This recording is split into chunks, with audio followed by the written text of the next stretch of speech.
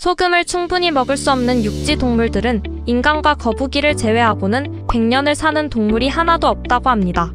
그러나 소금을 충분히 먹을 수 있는 바다 동물들은 천적에게 잡아먹히지만 않으면 과반수가 100년은 기본으로 살고 200년 이상 사는 것들도 수두룩하다고 합니다. 랍스터는 150년을 살고도 팔팔함으로 측정 불가이고 흰수염 고래는 200년까지 살고 북극 고래는 220년까지 살고 바다 거북이는 300년까지, 그린란드 상어는 512년까지 살고 북방 조개는 507년을 살고도 팔팔함으로 측정 불가이고 물곰은 1550년까지 살고 붉은 해파리는 영생불멸한다고 합니다. 이것들 말고도 바다에는 200년 이상 사는 동물들이 밝혀진 것보다 밝혀지지 않은 것들이 더 많을 것이라고 합니다. 바다 동물들이 이렇게 장수할 수 있는 것은 염도가 3%나 되는 짠 물과 짠 먹이를 먹으며 살기 때문이라고 합니다. 우리 인간도 소금을 가장 많이 먹는 독일인과 일본인들이 세계 최장수 국가라는 것만 보더라도 소금이 불노수라는 증거가 아닐까요? 실제로 6년째 하루에 6g 이하로 먹으라는 소금을 30g 이상을 먹고 있는 어떤 한 사람이 혈압이 높아지기는커녕 오히려 더 낮아졌을 뿐만 아니라 고염식을 시작한 후로는 그 흔한 감기, 배탈, 잇몸 질환, 혓바늘 한 번 생겨본 적이 없고 안구 건조증이나 피부 건조증이나 부스럼 한 번 생겨본 적이 없고 어깨나 허리, 무릎, 팔, 다리 한 번 아파본 적이 없고 근육통 한 번 발생한 적이 없다고 합니다.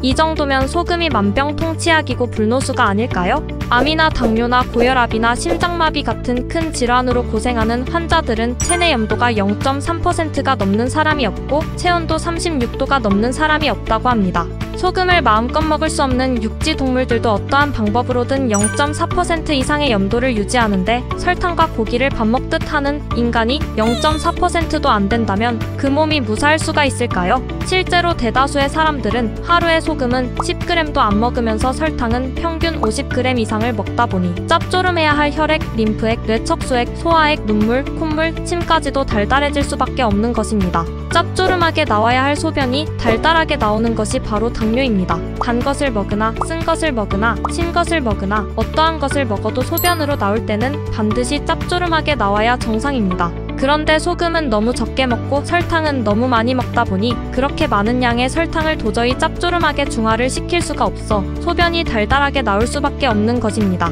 그런데 소변만 달달하게 나온다면 뭐가 문제일까요? 혈액을 비롯한 모든 체액이 달달해지기 때문에 문제가 되는 것입니다. 짭조름해야 할 반찬들은 달지 않은 것이 없고 짠맛으로 먹는 장아찌와 젓갈까지도 설탕이 안 들어간 것이 없고 심지어는 건강하라고 먹는 건강식품들까지도 달지 않은 것이 없으니 하루에 먹는 소금 10g으로 그렇게 많이 먹는 설탕을 중화시키기 힘든 것입니다. 거기에 술이나 커피, 달달한 음료수까지 많이 먹으니 소변이나 체액이 더 짭조름해지기 힘든 것입니다. 저염, 고당은 만병의 근원입니다.